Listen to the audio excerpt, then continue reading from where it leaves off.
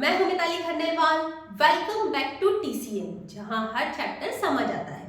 तो दोस्तों, अब तक हमने अपनी काफी अंडरस्टैंडिंग बढ़ा ली है angle of elevation and depression पर। हमने कुछ क्वेश्चंस भी ट्राई किए हैं, बट स्टिल कभी कभी मेरी ऑफलाइन क्लास में क्या होता है ना, स्टूडेंट्स डायग्राम बनाने में बड़ा कंफ्यूज हो जाते हैं। और इन जनरल जब बोर्ड एग्जामिनेशन में डायग्राम प्रेडिक्ट नहीं होता तो बहुत सारे स्टूडेंट्स नर्वस हो जाते हैं और वहीं कॉन्फिडेंस लूज कर देते हैं।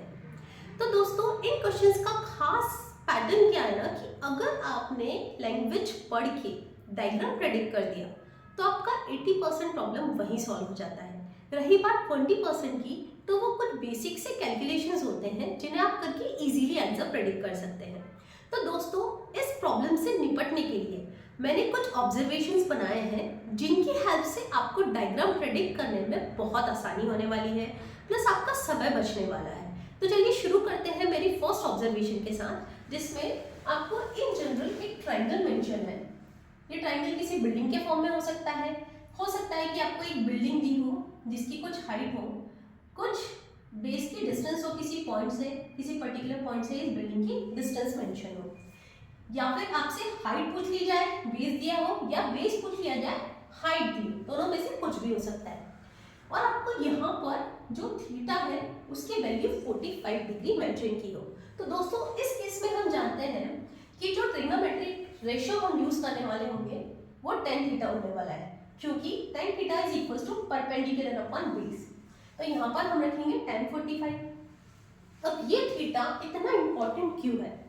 अगर आपको ध्यान हो तो मैंने आपको फर्स्ट वीडियो में हिंट किया था कि एक मैजिकल थीटा है। ये मैजिकल कैसे है, चलिए मैं बताती हूँ। तो tan थीटा अगर हम पुट करते हैं तो इसकी वैल्यू होती है परपेंडिकुलर अपॉन बेस। अब हम सभी जानते हैं दोस्तों कि tan 45 की वैल्यू होती है 1, तो हम यहाँ लिख सकते हैं 1 is equals to p upon b। अब हम इस बेस का यहाँ पर क्रॉस प्रोडक्ट कर देंगे, तो यहाँ से हमें बहुत इंपॉर्टेंट ऑब्जर्वेशन मिलती है, that is p is equals to b। इसका मतलब क्या है ना दोस्तों कि हमारा परपेंडिकुलर और हमारा बेस इक्वल होने वाला है जब भी हमें tan थीटा दिया। तो दोस्तों, अगर ये डिस्टेंस फॉर एग्जांपल आपको 7 मीटर मेंशन की है, तो आप एमसीक्यू में ऐसे क्वेश्चन को बिना सॉल्व करे प्रेडिक्ट कर सकते हैं कि फिर बेस भी 7 मीटर ही होगा। अब हो सकता है इस ट्रायंगल के इर्द गिर्द बहुत सारा कुछ डायग्राम हो, डबल ट्रायंगल हो, कुछ भी हो, बट इस पर्टिकुलर छोटे से हिस्से को आप बिना सॉल्व करे प्रेडिक्ट कर सकते हैं कि जो परपेंडिकुलर होगा वही बेस होगा, या फिर जो बेस की लेंथ दी हुई है वही परपेंडिकुलर की लेंथ होगी। आई होप आपको ये वाला पार्ट समझ आया हो। चलिए शुरू करते हैं अगली ऑब्जर्वेशन के साथ।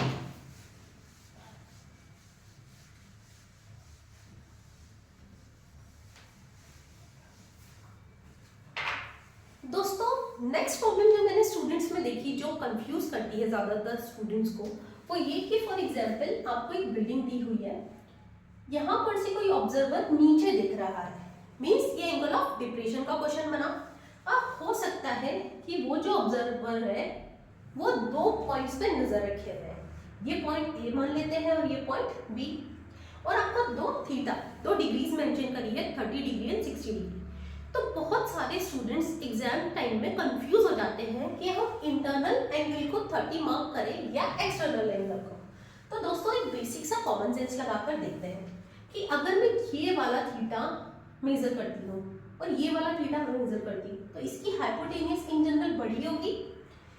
ये वाला एंगल हमें यहीं से दिख रहा है कि ये छोटा होगा, तो इसे हम 30 डिग्री मेंशन कर सकते हैं और इसे 60 डिग्री। दोस्तों, यहाँ अगर आप ध्यान से समझेंगे तो जैसे जैसे डिस्टेंस ज्यादा होता जाएगा वैसे वैसे थीटा कम होता जाएगा, और जैसे जैसे डिस्टेंस कम होता जाएगा आपका एंगल बड़ा होता जाएगा। तो हम यहाँ एक फाइनल ऑब्जर्वेशन लिख सकते हैं कि theta is inversely proportional to distance. इसका मतलब अगर डिस्टेंस ज्यादा है तो थीटा कम होगा, और अगर डिस्टेंस कम है तो थीटा ज्यादा होगा। ये ऑब्जर्वेशन दोस्तों आपको एंगल मार्क करने में काफी हेल्पफुल होने वाला है। चलिए दोस्तों, आगे बढ़ते हैं हमारी थर्ड ऑब्जर्वेशन के साथ।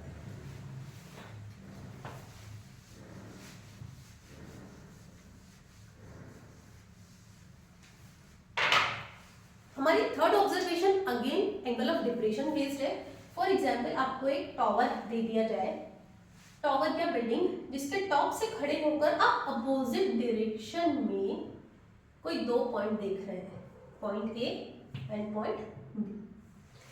अब दोस्तों यहाँ पर आपको अगर बोला जाए कि आपको राइट हैंड साइड पे ये थीटा लेना है या लेफ्ट हैंड साइड पे ये पर्टिकुलर थीटा लेना है, तब तो आपको वैसे ही थीटा मेंशन करना पड़ेगा, वैसे ही बनाना होगा। लेकिन अगर आपको नहीं दिया जाता है तो ये आपका चॉइस है कि आप किस साइड पे कौन सा एंगल ले रहे हैं। इन जनरल जो आप बड़ा एंगल ले रहे हैं मीन्स जिसका इंक्लिनेशन ज़्यादा है वो आप 60 डिग्री या ज़्यादा बड़ा एंगल रख सकते हैं, दूसरे को 40, 35 वॉटेवर जो एंगल मेंशन है आप वहाँ रख सकते हैं। दोस्तों यहाँ ट्रिकी पार्ट ये है कि अगर आप ध्यान देंगे तो हाइट दोनों ट्राइंगल में कॉमन है, इसे आप x मान लीजिएगा और आपको 100% नीचे बेस की वैल्यू दे दी जाएगी। तो दोस्तों अगर आपको ये दिया जाए कि पूरी लेंथ 15 है, ठीक है, उसमें से ये पार्ट लेट से 10 है, ये पार्ट सपोज 5 है, तो यहाँ दोस्तों क्या होने वाला है ना कि अगेन आप perpendicular upon base means tan theta use करेंगे। तो यहाँ पर tan 30 will be equals to x/10, 30 की जगह हम रख सकते हैं 1/√3 इज इक्वल्स टू x/10। तो x की वैल्यू यहाँ से आ जाने वाली है दोस्तों 10/√3। इन जनरल अगर आपको ये वैल्यू नहीं दी जाए और लेट से आपको इसको कुछ एज्यूम करना पड़े, तो आप क्या मान सकते हैं ना कि अगर ये पर्टिकुलर पार्ट 10 है, अगर ये वैल्यू मिस कर दी जाए तो आप इसे क्या बोलेंगे, ये y+10 हो जाना है, या टोटल डिस्टेंस y+10 हो जानी है, ये वाला पर्टिकुलर पार्ट y हो जाना है। यहाँ पर थीटा क्या हो जाएगा दोस्तों, tan 60 is equals to perpendicular means x/y। यहाँ हम वैल्यू पुट कर देंगे √3, x की वैल्यू दोस्तों हम यहाँ से रख सकते हैं 10/√3 और यहाँ अल्टीमेटली हम y रख के इजीली वैल्यू कैलकुलेट कर सकते हैं। तो दोस्तों अगर इस ऑब्जर्वेशन को मैं सम अप करूँ तो आपको अगर एक पर्टिकुलर पार्ट पूरा अननोन है, आपको सिर्फ थीटा पता है और एक पार्ट में आपको सिर्फ एक छोटी सी लेंथ पता है, तो because this particular length is common, हम दोनों ट्राइंगल को कंपेयर करके पहले x निकाल सकते हैं, उसके बाद वही x की वैल्यू यहाँ y में यूज करके ये y वाला डिस्टेंस इजीली प्रेडिक्ट कर सकते हैं। तो दोस्तों यहाँ फायदा हमें किस चीज का मिल रहा है, इस कॉमन हाइट का। तो आई होप आपको ये ऑब्जर्वेशन भी समझ आया हो, और ये एग्जाम्पल मैंने रेंडमली बनाया है, इसे आप सीरियसली मत लीजिए, बस इसे आप एक टेम्पलेट की तरह याद रख सकते हैं कि अगर ऐसा कोई केस है तो हम उसे इस तरह से सॉल्व कर सकते हैं।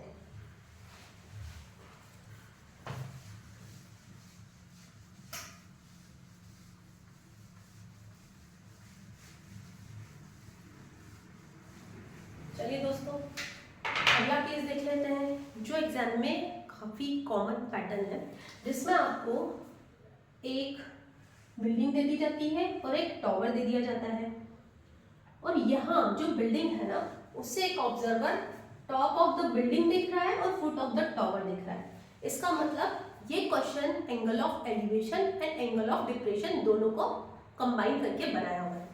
अब दोस्तों यहाँ क्या ऑब्जर्वेशन लगा सकते हैं ना, पहली बात तो हम इसे क्वाड्रिलेटरल एज्यूम कर लेते हैं, ओके, ये काइंड ऑफ रेक्टेंगल ही बन गया है। तो यहाँ for example 30 degree theta mention किया हुआ है, तो दोस्तों यहाँ ये अल्टरनेट अपोजिट एंगल हो जाने वाला है। तो ये अगर 30 है तो यहाँ पर भी एंगल की वैल्यू 30 डिग्री हो जाने वाली है। दोस्तों अगर हम ऊपर पॉइंट देखते हैं तो एंगल ऑफ एलिवेशन जो आपको क्वेश्चन में मेंशन है आप वो लगा सकते हैं।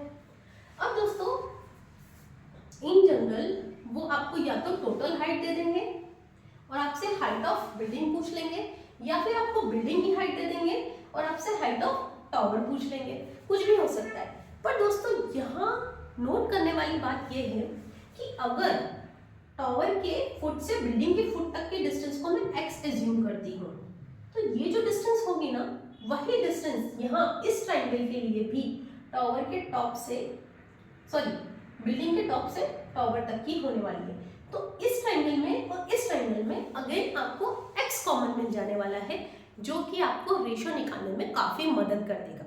तो आई होप ये वीडियोस आप लोगों को हेल्प करें, और अगर आप कोई भी स्पेसिफिक पार्ट के लिए चाहते हैं कि मैं पहले वीडियो बनाऊं जो आपकी आने वाली एग्जाम में आपकी मदद कर दे, then please let me know in the comment. और प्लीज़ ऐसे सारे दोस्तों के साथ ये वीडियो ज़रूर शेयर कीजिएगा जो अभी 10th बोर्ड का एग्जाम देने वाले हैं। Thanks for watching.